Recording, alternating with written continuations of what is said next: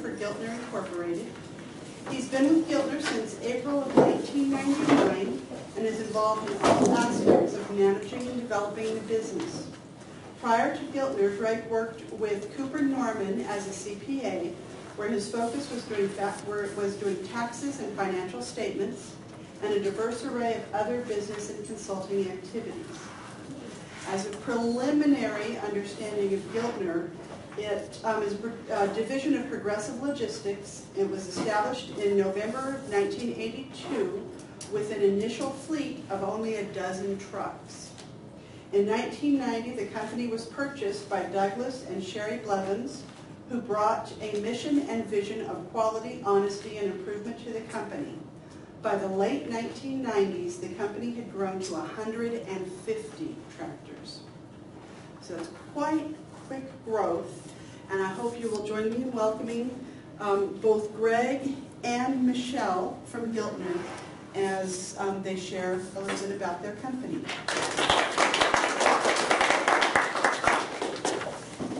Thank you. Okay, sure.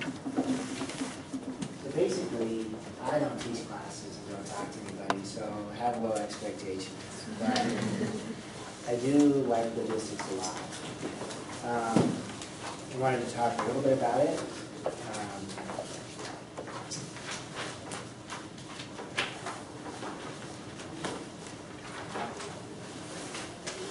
So basically, you guys are studying business, and business is nowhere better illustrated than in logistics. So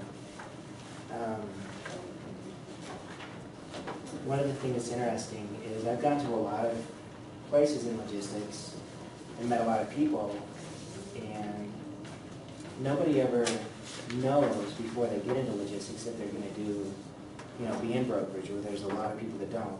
How many of you guys have ever thought about being in logistics? Okay. Let's back it up a step. How many of you understand what logistics means? Well, in the Marine Corps, logistics means a certain thing, but absolutely. It's like, and what is it? Like, what does it mean in the Marine Corps? If I remember right, it's like kind of the supply, and how's it going to get there, and who's in charge of it, and how is it going to be used up, and right, supply and demand kind of deal. But the fascinating thing about the military logistics, and I can just, because I've been in this for a long time, but I'm also a fan of logistics. It's not like, I'm not just in it, I'm actually, it's like, now I can talk forever about that kind of stuff, but the military is amazing. There's wars, literally, that have been won and lost because of logistics. I mean, not, completely, there's so much more to it, of course, but if you outrun your supply chain, or your supply chain gets cut off, then your army is in trouble. If you got in World War II, the Battle of Kursk, you had 1,500 German tanks that were amazing, went all the way into Russia, and then, and there was a lot more to it. I mean, towards the end, Russia became amazing, but, they ran out of supply chains.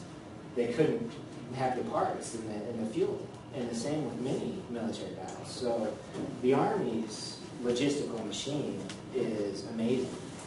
We've actually hired a couple of people from the military to work with us that we're very excited about. So it's funny you would say that because, and logistics really, a big part of logistics was invented by the military or became famous because of the study, because literally, I mean, there's military campaign after military campaign after military campaign.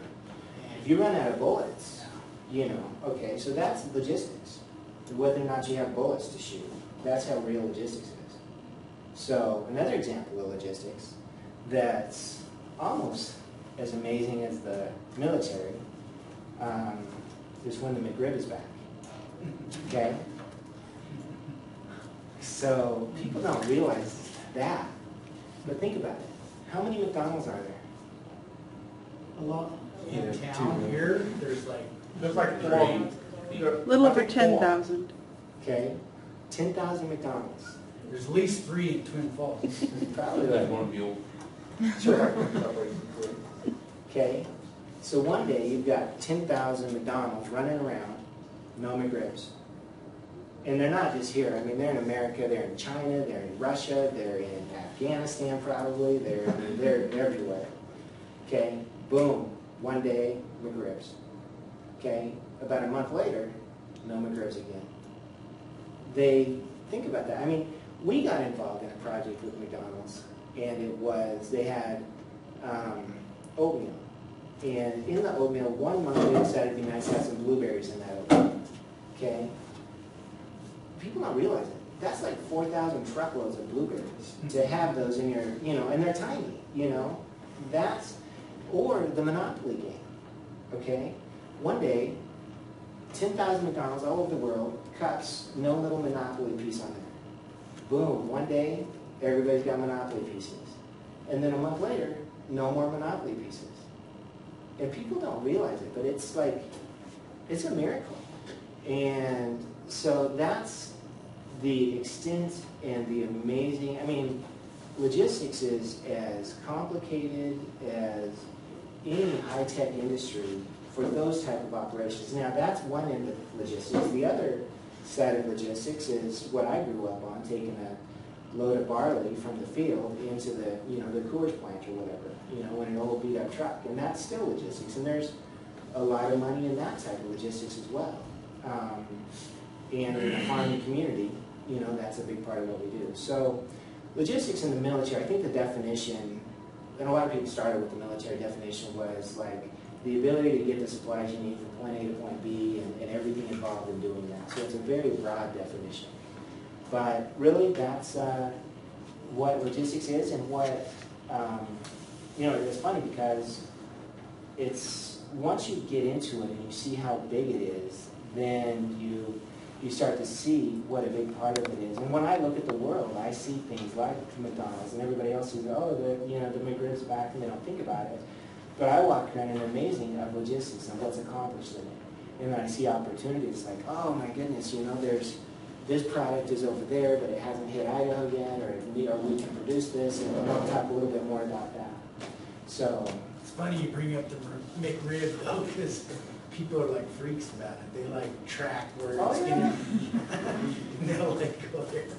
Well, it's going to be in this town or state. They probably throw the entire pork industry into a crazy, you know, highs and lows because of that. So it changes lives, it changes farms, it changes states, you know, that are the big pork producers. A little promotion like that. So if somebody wants to do something like that, that's a great marketing idea. If you don't think about it, it's like, oh, what a great, McDonald's is a marketing machine. Well, McDonald's is a lot more than a marketing machine. So they're amazing. So basically, I've got this presentation. The first thing is a MindMeister map, and really don't look at that. That's mostly the way we do some things in our business with these MindMeister maps. And Michelle and I have a lot of fun with them because you can just like throw ideas on a page and organize them later. And so I just spent about an hour and started throwing some things down here. But mostly it's for me to go through it. So the first concept is kind of, with logistics, I've been in big offices or big conventions with a lot of people that are very successful in this business. And there's a huge percentage of them that started off wanting to do something else with their career, and then they fell into logistics and really, really liked it and built very successful careers in logistics. The next part is kind of the importance of logistics. And really, I've got the next 2 pages, or the next 3 pages or so, that kind of go over the illustrations of the importance of logistics for the next 2. So the next page there is just a basic chart, but what I was going to say there is, really in this country... And he's looking at the bar chart. Yeah, the bar chart there. Basically, there's studies done, and I don't know the exact numbers, so I just kind of Googled around, but there's probably about 3 to 5% of everything you buy is attributable to moving that product. Okay, so I don't know the exact numbers, but it's huge. It's almost like 5% of everything in the United States, that was paid to move it from somewhere where it was made to somewhere where it can be used. Okay, and then I'll show you the next page, which kind of goes along that same theme. And this is something, this map here with the dots on it and stuff, this is, and again, this illustrates a couple things. One is, it's just basically where everybody lives in the country. But in the early days of the country, we all started this country on the East Coast, and then it moved across, and then people built it on the West Coast too. But a lot of the reason the country and the population centers are where they are at is because of importing and exporting. That's one of the reasons. And another thing about that is if you're going to be in any business, especially a manufacturing business, and you're thinking about something big, okay? Like, I mean, there's small businesses that are wonderful and stuff, but if you're thinking about making a product that you want to change the world with or something, you need to understand where your customers are living, and you need to understand where you make that product is critical, and how are you going to get it to those people. Okay, and then it's like a lot of my slides are kind of intertwined, and so I want to go to the next one, and then I'll come back to that one. The next slide, which is this blue slide here, this is it's like a supply chain illustration. So one of the things that is currently happening in the world is a concept in a big word is called commoditization. And basically what that means is the quality of products is pretty much expected. Like if you go buy a new flat screen TV, there's some crappy cheap brands, but for the most part, all the major brands are probably going to be very, very good. And so when you're looking at what to buy, how do you make that choice? Well, it's maybe a little bit of brand loyalty and stuff like that if they're really good at marketing, but for the most part, it comes down to what is on the shelf, kind of service issues. Did they have the supply there when you were in the mood to buy it? And two is price, okay? Well, if you guys are making anything or in your own businesses, and price is kind of a funny thing, because there's two things. One is you really can't afford to sell anything for less than what it costs you to make it, or else you'll just go broke. But does the consumer care what you paid or what it cost you to make it? They could care less. If somebody else can make that for less than you, you're out of business. Even if you built a business that took 10 years and 3 families to build that business, okay, a complete amazing business, somebody else comes in and can do it for less, the market will take you out. And it's terrible, and it happens every day, okay? So this thing here, supply chain, it's really not your product and the quality of your product against somebody else. It comes down to the supply chain model. And it's a combination of what you know how to do. There's a lot of elements in here, but if you ever really want to be good at a business, you have to master all of these, or else outsource the ones that you can't, or partner with people that are good at it, because you can't really, the way it works is all this stuff to the left of the profit margin is your cost, or everything that it takes to build your product and to deliver it to the right place. So you've got a number of costs on top. What do you pay to administrate your business, how much overhead you have in the people, what do you pay for your real estate, your phones, all that kind of stuff. And then you get down to the bottom. Well, two of the biggest parts of the bottom of this are logistics. So what does it take to bring the product in, your raw materials in, then you make your product, you got a plan and an operations you run to turn it into your finished product. What does it take to ship that product out?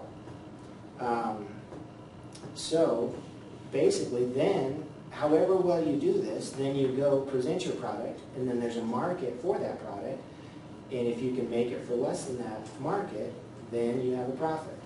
And it's not guaranteed. So that's where, and then if you get really good at one or two of these things, like logistics, all of a sudden you can do your logistics for 10% less. Well, that goes straight to your bottom line.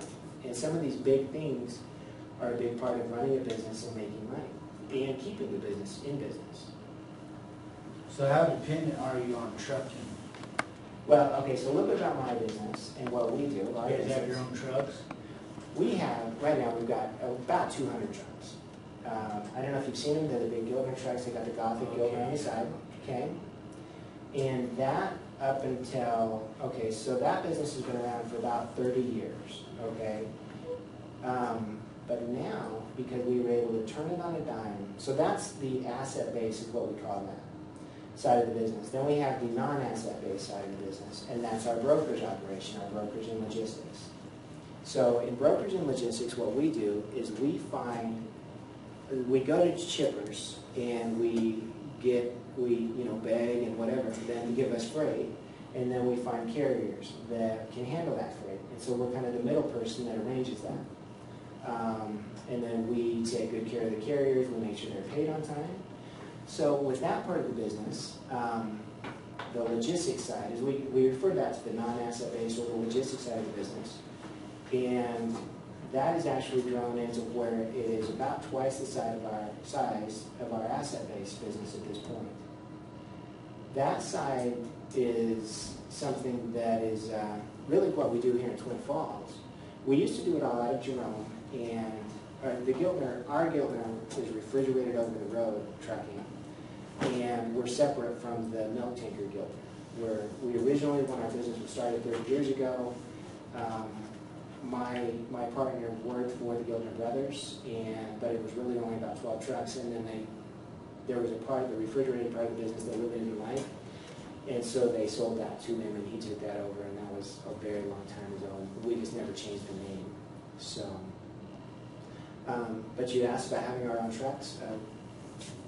Well, yeah, I just, like, you can really, if you don't have your own trucks, and you're dependent on other companies to move your supplies or your logistics, it can be a big issue if for some reason those trucks are not permitted. Yeah, it's logistics in any business is you start doing this and you start asking questions of how can we do this better and what's the right way to do it. You don't use trains or just trucks? We do everything. We really, not everything we don't do a lot of airplanes and not a lot of boats yet. But at this point, so with our office in Twin Falls, we don't even do any freight brokering in Twin Falls. What we do is we're an agent-based brokerage model. So we understand business fairly well. My CPA background and my customer service that Michelle's largely responsible for is building a team that's really just wonderful to work with and a great experience every time somebody interacts with our customer. We have been very fortunate to partner with a number of people that basically there's brokers out there, the people that are excellent being a freight broker. They've grown up in it, they've done it for other companies, many years of experience. Well, what we offer is a back office function for them. So we now, out of our Twin Falls office, we support with accounting, banking, and customer service for 31 offices around the country. And in those offices, they have anywhere from 1 person to 10 people. That's where they get freight, and then when they get that freight, a lot of the time they'll go on our trucks, but then a lot of the time it goes on other people's trucks. So, which brings, this industry, I could just keep going on. It gets deeper. You ask one question, but you really understand it goes farther and farther. So and this is something I think about a lot of the times, is why is there brokers and not just these huge trucking companies? And one of the funny things about transportation and logistics is that it's what's known as a fragmented industry. But really all that means is that historically there's been low barriers to entry. If anybody wanted to go get their own truck and become a truck broker, or not a truck broker, but wanted to be a trucker, it's really not that hard.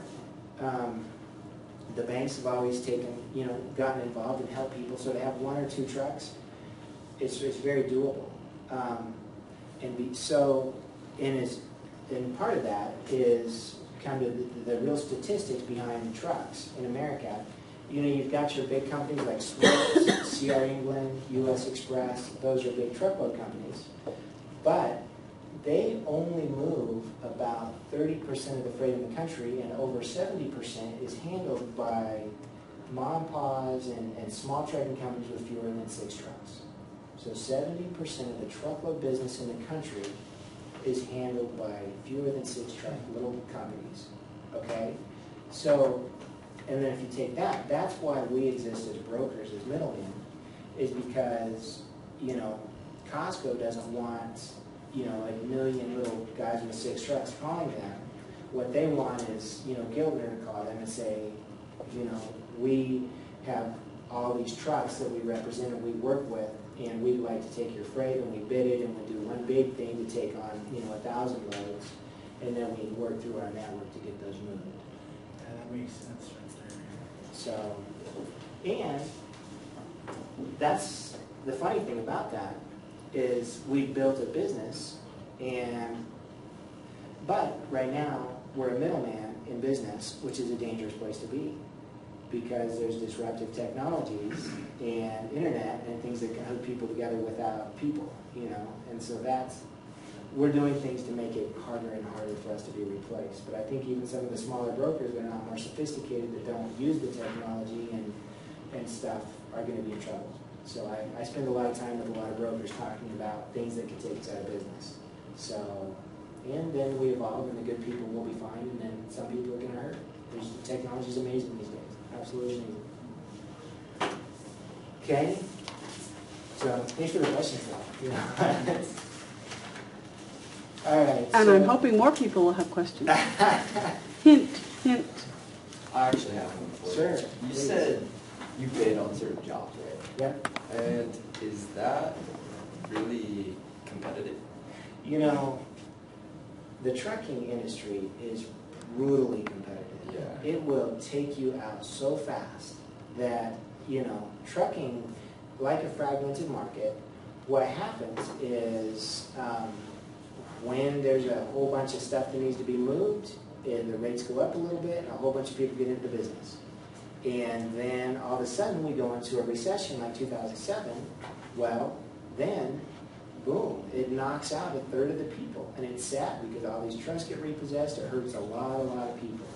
And some of the new entrants into the business, they go out of business because they just don't understand. They get a new truck, the thing's got warranty, it's got new tires on it, it has no maintenance problem, and they get all this depreciation. So they're cruising down the road, no problems, making money, and they don't have to pay any taxes, and life is good. And then the recession hits, they've owned that truck a couple of years, now all of a sudden they got maintenance, they get their first real income tax bill, and then those are the guys that kind of go out of business the fastest. So we kind of structure, and I've been through hard years. In our early years, when I came on in 99, just being a CPA, and I didn't know anything about trucking, but I worked very hard and learned quickly. But in about 2002 and 2003, we had some disruptions where really we had built a business and it grew like crazy, getting up to a lot of trucks. And it was based around taking French fries out of Burley to Texas and coming back. And we had that down. And then one day we get a call after building a complete business with families and the whole bit, all these payments, a ton of new trucks. Hey, we can do that cheaper on the rail. And you're just like, oh my goodness, and you're in trouble. And then you don't have loads for your drivers. They're sitting. They say, to heck with this. I'm going to go work for somebody that's great. And then you have 10, 20 trucks parked against the fence. And I mean, I could spend time with you showing you what happens to the numbers when that happens, but you just go broke and you go bankrupt if you're not careful. So we learned how to be a struggling trucking company at that point, and how to fight for our lives, and how to beg people, and how to negotiate. And we had banks that stepped in and helped us. And then we were very fortunate. We had 2 or 3 things that went right, and got a couple new customers that did produce out of California. And that turned out to be the best thing that ever happened to us, really. It was some very stressful times. So, but so then we reinvented a little bit about Gildner's. We have a niche with the trucks. They're refrigerated haulers. They take, we are experts in maintaining the temperature and the timeliness of a load. And we like to compete on bananas and lettuce, are kind of our specialties. Bananas and lettuce both have about a 3-degree temperature range. Okay, if you get outside that range, you just bought the lettuce with bananas. Plus, if it's not on time, it's terrible, because those things are aging, and I don't know how long lettuce lasts. But so, in fact, we have kind of a slogan when we were doing this. We were like, people would ask us the cost, and we'd say, well, that might be the cost for brown lettuce, but if you want nice green lettuce, this is the cost, And because our trailers are like $65,000 a pop, our trucks are like $140,000 a pop, and so, you know, the other thing that's cool about our stuff is we actually have the technology right now where we can look on our dispatch screen and see a truck going across the country, and we've already pre-entered that the temperature needs to be between here and here, and if that temperature gets outside that range, our dispatcher gets a little blinking red light. He can literally, on his computer screen, change the temperature in that trailer as it's rolling down the road. So, Dang. yeah. So, and small mom pods cannot compete with us on that niche. Now, you spend all that money on that, can we get paid more for it? Well, it's hard, you know, because, you know, and you still got, one thing about it is we've got a fleet of trucks out there with drivers that are all, you know, some of them are company drivers, some of them are like lease purchase options and things like that. And they care and they're wonderful, but there's something special about the small mom and pop carrier that has 3 trucks. They don't have the technology we have, but sometimes the level, for the right ones, not all of them like this, but some of those guys just care so much that they can compete with us on quality. There's a reason that there's so many small carriers in this country. There's some really special people that have these trucks, and that's what we do in the logistics business is we gather those guys up and take good care of them. But on the logistics side, our niche is not lettuce. And it's for sure not fresh chicken. That, oh my goodness, I don't want to even talk about trying to haul fresh chicken because that's very expensive when the temperature's off just a little bit. So, okay. So, and then as far as the competitive market, one thing, you know, pricing in this business is everything because the margins are so thin. And I'll talk a little bit about pricing and how the market dictates what you can charge and for your trucks. It is absolute supply and demand. It would cause the trucks to show up. There's tools out there that show everybody what the rates are, kind of, and then you have to negotiate your exact load. But it's amazing technology that we use that helps move the trucks to where they need to be in this country so that everything moves on time. It's an amazing thing behind the scenes where everybody just outbids each other on load boards, these things that are amazing. So they help everybody know where to go to get freight. So, and how to, you know, for the right amount of money, you can get your load moved. It's crazy what can happen when the trucks stop moving though. Like one example was when Mount St. Helens blew. I remember that was, I was real young, but a lot of my family talked about it, how the trucks weren't able to move because the ash would clog the cooler trucks and everything up and they wouldn't drive. And so the shells were just like cleaned off and yeah, it was like a panic.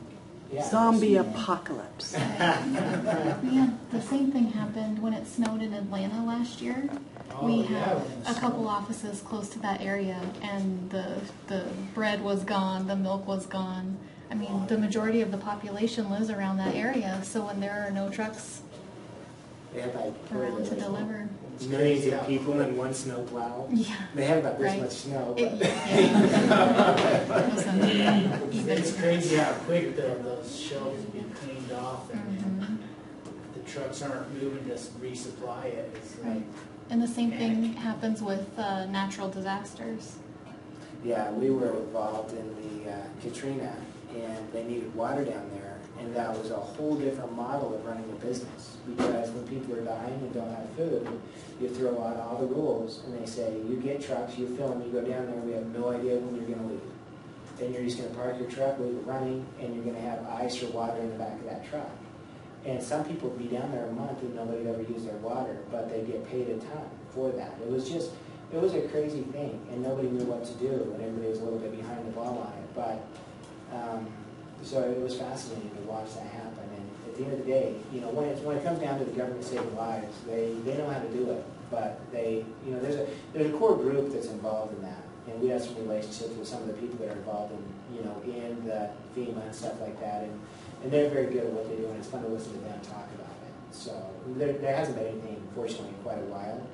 But I have a friend that works on forest fires, and he's got a truck that he takes out to the forest fires, and that's a whole other thing. I mean, logistics is just, there's so much of it, and there's little niches. I mean, you can make money delivering anything, you know, and just learning how to do it effectively.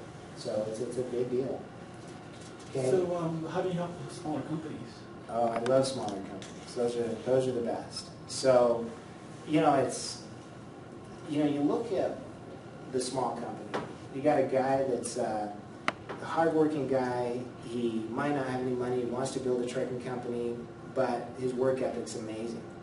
So, you know, the answer to anything is it depends on how I help that guy. Because sometimes you're like, oh, I know more than this guy. I'm going to get in there and show him how to run his business. And then you talk to him a week and you're like, maybe he knows more than me, you know, because some of these guys are brilliant. So the answer is it depends. You've kind of got to look at him and talk to him and, you know, how does he need help? We have a lot of freight that I get to see. Maybe he's got a loop built where his trucks are running 2 or 3 beautiful, great loops, and then maybe he's just a sucker on one loop and he's doing something for way too cheap, and I can kick out somebody that's taking advantage for him and improve what he does.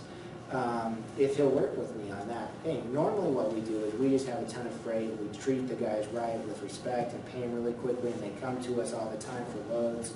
But the good ones that really want to get to know us, we'll spend the time to work with them and build programs for them where I try to find all their loads. You give them guidance?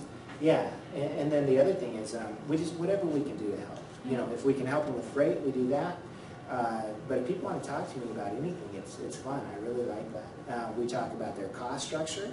We talk about fuel mileage. Some people have these old trucks. I mean, I don't know. I've got a friend in Buell that we just helped him out. He had 5 trucks, and we went and spent some time with him. And he had this beautiful Kenworth W900. And it was all stretch hood, had the chrome pipes out the side. He had a trailer with the spread axle, because that's cool. It's like, you know. And I went out there and I said, man, that's a beautiful truck. I love your truck. For God's sake, don't start it, because you can't afford the fuel, but it's beautiful. And since then, he was getting like 5 miles per gallon, okay? And that's what trucks do, is they're, in the old days, 5.5 miles per gallon was fine. But if you do the math, you're burning about 1,000 gallons a month in a truck, and that one was probably like 1,500 gallons.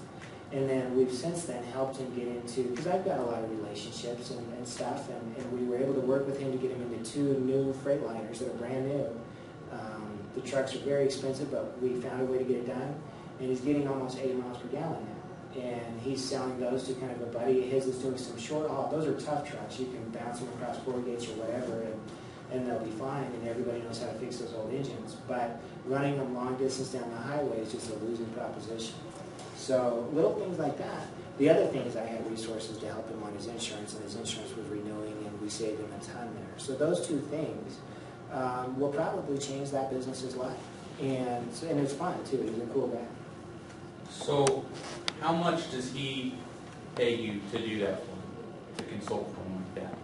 Well, with him, I don't know. You know, it's a lot about relationships, and that's kind of where we're at, is because for me, as much as this is, and we talk about trucks and insurance and fuel and everything, it's really about people. So with him, he already had a brokerage business where he was working as a broker for somebody else, because his business was he had 5 of his own trucks, and he had about a couple people in his office that were just brokering freight for somebody else. So what I did is, because that I went above and beyond and did special things for him, I was able to get him to leave the other company he was brokering with, and now he brokers for me. And I'm also able to take some of the freight that, in some of the lanes and places he ran, some of the freight that my fleet had was really good for him, and so we're sharing some of that freight with him. So when he brokers freight, my typical agency deal is whatever the gross profit is, which is whatever the customer pays us less whatever we have to pay the trucking company that he finds, there's a margin there. The margin's anywhere from 12 to 14%. And we are now, we split that 65-35. So I'm making 35% of whatever he brokers. And I don't keep 35%. I've got costs and overhead and technology and everything too. So I was able to do more for him than the other company he was working with could do, and now he's my agent. The other thing is, he's got these trucks, and we helped him into that. So far, on the trucking side, it's been mostly me giving him some favors. On the trucks, because in this particular case, we had to step in and guarantee that debt. And if he was to fail for some reason, I could take those trucks and put them back into my fleet. So it's not a huge risk for me. but we are making some money on the payment differential there. It's not a huge amount, but we are basically, you know, someday my goal is for him to be able to buy his own. So I don't want to be a bank, but in that case, I'm making a little bit there.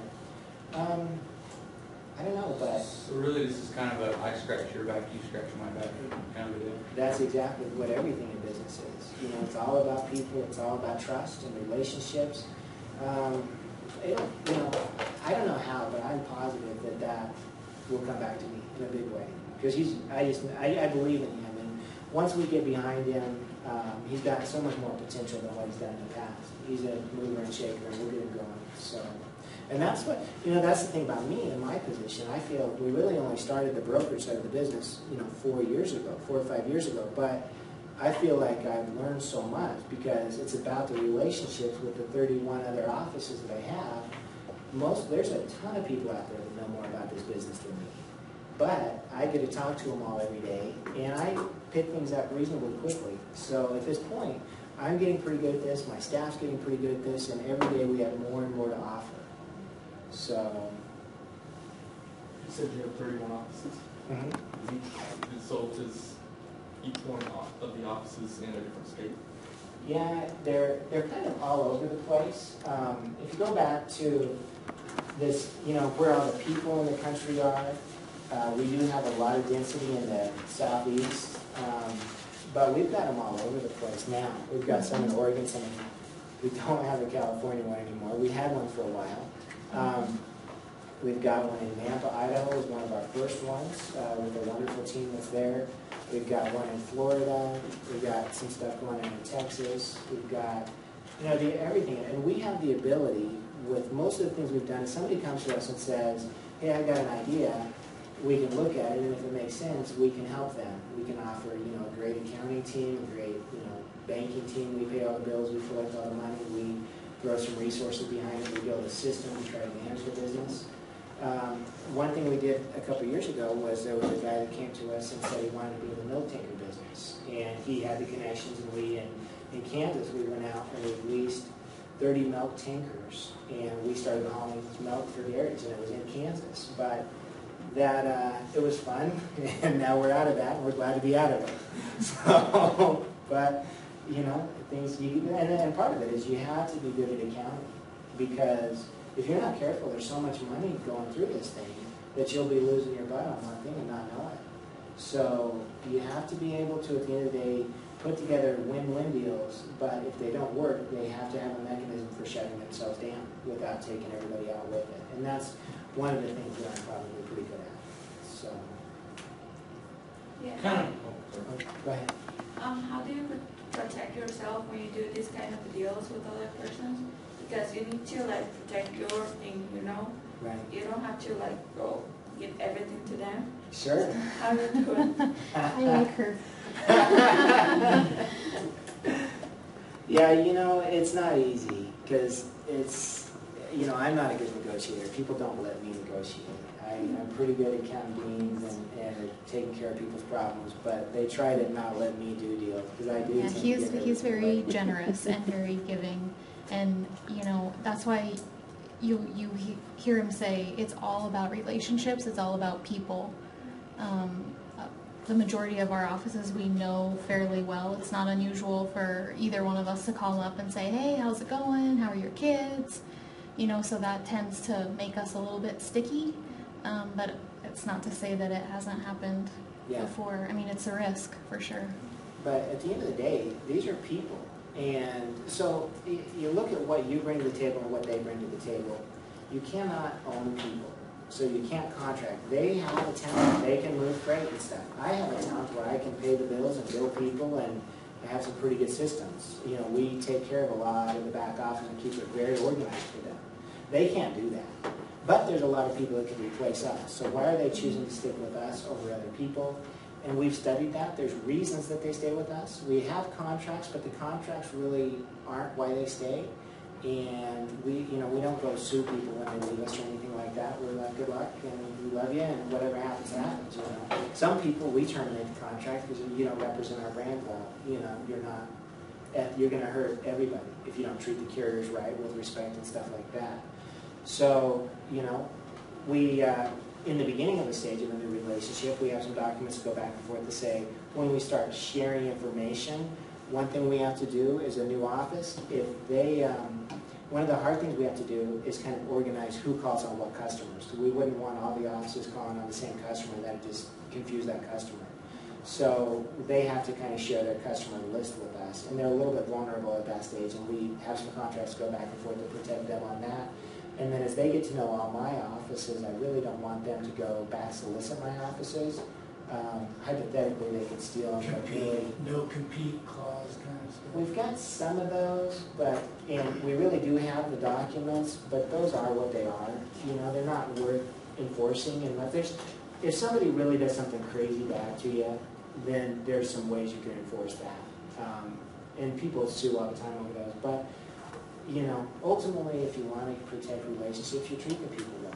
That's your only real way to do that. Right, and it's a small world. I mean, as vast as logistics is, it is a very small world. It's crazy how, you know, maybe one of our offices in Tennessee is connected with 5 other offices that, you know, we didn't even realize they knew each other from 20 years ago. So, you know, it's trusting for sure. Yep. It's just like the project that you're working on now, where you're recommending changes in the education or in the systems at the college. If you have an innovative idea, you have to be able to back it up. And then someone can be able to take that to the next steps. So when people come to him with ideas, he has to have something beyond, hey, I think this is a good idea. People have to have done their homework and be able to show that it's a good idea. Yeah. And one thing that's hard for, you know, a small guy, they're coming to us, they could do this on their own, but one of the things we do is we've been around long enough to where we have some very deep financial resources we can draw upon, mostly banking relationships, plus equity we built just because we've been at it a long time. We get paid by customers in an average of 35 days, and we pay the carriers in about 20 days. And so if you really work through the math on that, somebody comes to work for me, and it's about like a year and a half before I see a positive cash flow from that. So I'm only making 13 or 35% of the gross profit, and I've got costs. So, I mean, the numbers are basically, it takes a lot of money for them to bank their operation. And so I can do that, but there's a lot of other people that could as well. And it still comes back to the relationships. So, You kind of already answered this, but what's a typical day for one of your employees? you know, it depends on the employee. Yeah. You know, Michelle has outlined so many processes. We actually have a new thing that we created called Rosie, that we call Rosie Yeah. internally. But Rosie what it the robot. is Michelle spent a month of her life talking to these guys from India, and we have this software that basically replaced about 1.5 people with a piece of software. Mm-hmm. And it's this, so we laid out all of our processes, but they're constantly being changed, and we've broken it down into teams. And this MindMeister program, we've got some amazing MindMeisters out there where we've had all the girls sitting around and talking about who can do what and what's important. But a typical day for the people in Twin Falls is cranking out transactions. We've got some people that pay bills all day. We've got other people that bill customers all day. We've got people that all they do is open the mail and scan it into a system, and then Rosie takes it from there, and Rosie will open that mail, it'll read the mail, it'll find out what trip that scanned-in document was, and it'll go mark in our system that scanned-in document came in. And then from there, the girl that knows, we've got all of our customers built to where we have like 3 different billing people, and they'll open up a queue that says, hey, all these invoices came in for your customer. And so then they start billing those, and they've got all the documents right there that Rosie arranged everything for them. So that's a machine trying to build some efficiencies there. But the other thing is, people in my Jerome office with the trucks, you got one guy calling on trucks, you got another guy that's taking care of drivers and helping them do stuff there. I've got a safety department in Jerome that makes sure all the trucks are safe, makes sure everybody's logs are good and nobody's running too many hours. In our business, we have, and even in our Twin Falls office, just in the brokerage system, if you log into our system, there's 125 people logged in right now working for the logistics side of the business. most of those guys are brokers. And the thing about me with the brokers is it's an agency relationship. I'm not their boss. It's their company. We've got a couple offices where they are my employees or our employees, and we have a little more control on them. We've got about 3 of those, but the vast majority, it's their own company. So we've got a guy in Texas, has been with us forever, awesome guy, he's hilarious, and he's got about 2 customers that call him every day, give him all his freight. He's got these amazing relationships with about 10 carriers that he calls, he gives the freight to, they take care of it, and he goes and watches his kid play baseball. And, you know, he's just so smooth and so easygoing that everybody loves the guy. And it just works. We've talked about growing his business and stuff. For some reason, it hasn't taken off. But the business he's got is predictable. It's wonderful. He's got a great lifestyle doing that. We've got other offices. We've got one in Fayetteville, Arkansas, where there's like 10 people. It's a madhouse. We got those guys know how to cold call. They've got these lists of people, and they hit them, and they got one guy just hitting the phone over and over and over, calling all these huge lists of customers trying to get business. And as soon as they get business, they got other people trying to cover that business. And those guys are phenomenal at opening new doors. Sometimes they'll promise anything to get those doors open, and they're getting better at backing their promises, but you kind of got to reel them in. They've got so much energy, and they're wonderful, but you know, sometimes they mess up a little bit. You got to kind of go, all right, guys, let's slow down. But boy, they're on a heater right now, and they're, you know, they've got with all these offices. I'm kind of a fan. You know, I just kind of root for everybody, call them, and you know, send them emails and stuff. But I'll have one office that'll just have an amazing month, and then another office will, you know, they kind of go back and forth. And then when they get into big projects, a lot of the times I'm brought in. All these customers send us contracts, and we have a team that reviews the contracts, and then we make sure that we have the proper insurance for those contracts. And then, I mean, we have people that all they do is sign up new carriers all day, and we have now automated that with a website to where it's super fast and easy. We add probably 30 carriers a day on average that we work with to our machine, and then we monitor the insurance on like thousands of carriers and make sure that their insurance and their authority and everything, that they stay safe and compliant. Are there any final questions that you guys would like to ask? So you say it's all about family. Do you spend time with your family? Yeah. But, you know, I have a pretty simple life outside of this, and you have to be. But it's just, if you want to be successful in business, there's time periods in your life where you have to go crazy working hard. And then if your goal is to have a lifestyle that's nice, I've got a friend that has a wonderful business, and he took the summer off and mountain biked the whole summer. So if, you know, building your own business has so many opportunities. I work a lot of hours, but I love it. So, you know, you don't have to if that's, you know, not everybody's like that. Okay. You speak about the other companies that has 5-6 trucks. What if one day, say like decrease their prices? I know it will hurt them, but how it will like affect your company? If they were to change their prices, ultimately we make a living in the middle to where I know what freight pays and I know what carriers have to be paid. And we basically, we are the people that can find a carrier for that load. So we have some technology where when we get a load and we put it in our system and we ask our system, who's ever done this load before? We can click on all those guys and send them an email, and everybody says, hey, we got another load that goes from here to here. And then they'll email back and say, yeah, I'd be interested in that, what's the pay? And we say, well, last time you did this, it was this amount, and we can do that this time. And then you negotiate. And there's some amazing negotiators out there that want the price to go up. And sometimes we lose money on loads. And, you know, if we take it and make a commitment with the right customer and we can't find a carrier for that, we will lose money, and it happens. And then there's other things, like right now, onions are going crazy in Idaho. And so if you've got regular freight that you've made a year-long commitment with the customer, you may lose money for a couple months. And so that's business. And that's one of the most difficult things. There's so much more here we just didn't get to. But, you know, who knows? Maybe we can find time another time. I enjoy it. I would love that. But one thing I do have on here is kind of a pricing list from state to state on what the prices are. And when Idaho gets hot, prices for hauling freight out of Idaho are good. The hard part is there's nothing that delivers in Idaho. So a lot of trucks are driving empty from Salt Lake. And there's all sorts of things like that. Seasonal adjustments, and then just places where they consume or they produce too much. Thank you very much to Greg and Michelle.